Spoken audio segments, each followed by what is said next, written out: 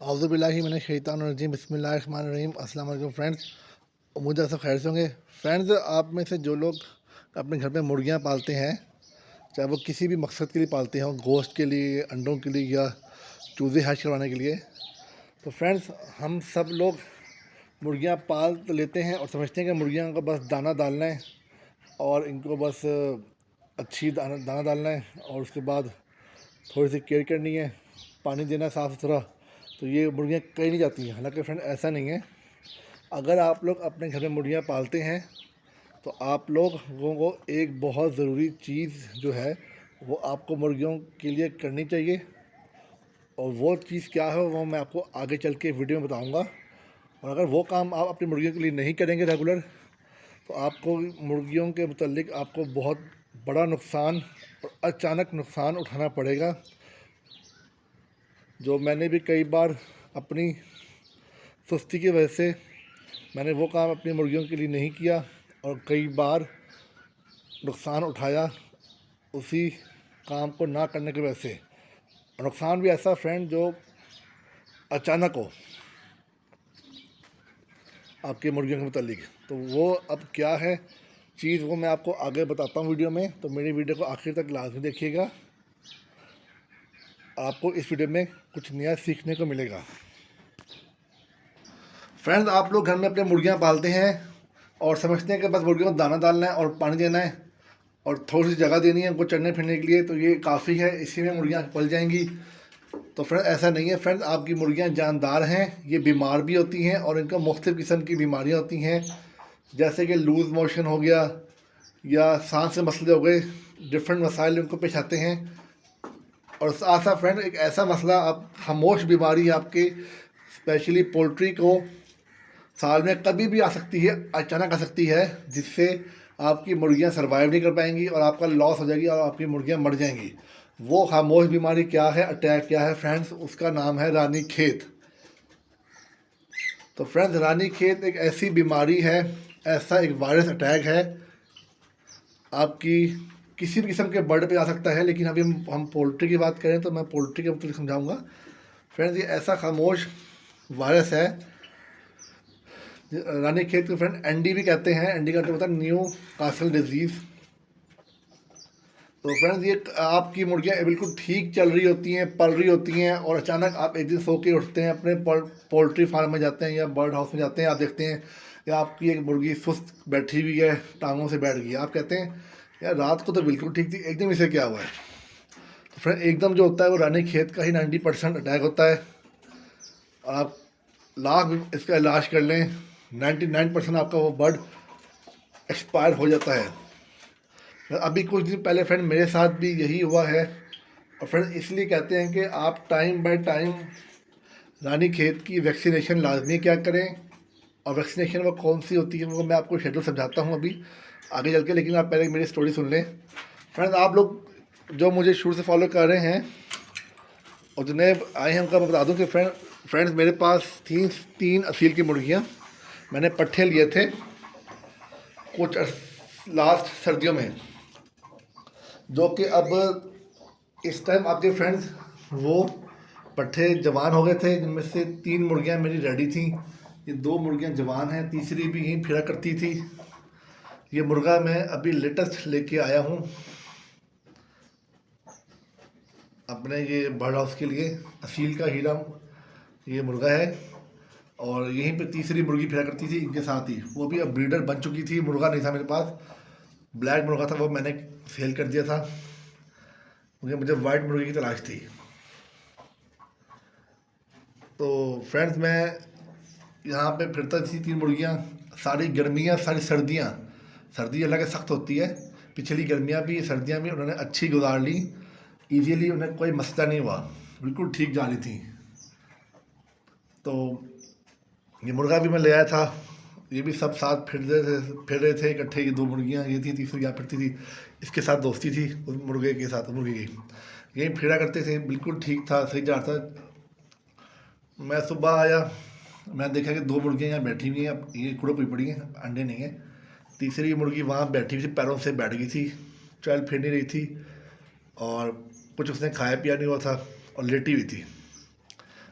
तो तो मैंने जब उसका मुआयना किया तो देखा कि उसकी जो वेंट थी जहाँ से पखाना करती है मुर्गी, उसके इर्द गिर्द पतला लूज मोशन चिपका हुआ था शदीद। और जब मैंने तूड़ी को ज़रा हिला के देखा, उसके साइडों पे बहुत जगहों पे लूज मोशन गिरा हुआ था मुर्गी का, जिसमें येलोश और ग्रीन कलर का लूज मोशन था। तो फ्रेंड मुझे वहीं से खटक गया कि अचानक रात मुर्गी ठीक थी, एकदम ये मसला आया है, तो ये रानीखेत का ही अटैक होगा। तो मेरे पास फ्रेंड्स कुछ मेडिसिन थी, जिनमें से मेरे पास एक ये टाइलोफर्सिन जंटा कम्बिसन एंटीबायोटिक था, एवी कॉम्ब मल्टीविटामिन और ये इलेक्ट्रोलाइट और अमोनियो एसिड होता है। ये ताकत का इंजेक्शन होता है, जब कोई परिंदा बैठ जाए टांगों से तो उसको ये, और साथ में एंटीबायोटिक दिया जाता है जंटा कम्बिसोन। इससे 99% आपका बर्ड खड़ा रहता है। तो मैंने फ्रेंड्स यही इंजेक्शन लगाया इसको सुबह शाम। तो एक दिन बाद देखा तो मुर्गी सही हो गई थी, ठंडे फिरने लग गई। लेकिन नेक्स्ट डे जब मैं उसको मेडिसिन देने आया, दोबारा मुर्गी का वही हाल था, उसके लूज मोशन शदीद हो चुके थे, टांगों से वो बैठ गई थी। और वो मैंने उसकी फिर मैं समझ गया रानीखेत है, इसने बचना मुश्किल है इसका। तो मैंने अपनी तरफ से मैंने फ्रेंड उसकी ट्रीटमेंट तो जारी रखी, वही जो मैं कर रहा था एमी वाईकॉम इंजेक्शन के साथ टाइलोफर्सिन, उसका मैं फ्रेंड दे रहा था। लेकिन नेक्स्ट सुबह तक वो एक्सपायर हो चुकी थी, उसके लूज मोशन नहीं रुके थे। फ्रेंड जब भी आपके बर्ड अचानक बीमार हों, कुछ समझ ना आए उसे क्या हुआ है, रातों रात ठीक थे, सुबह उठकर देखा तो डाउन है, तो आप समझ लें कि आपकी बर्ड रानीखेत का अटैक हुआ है।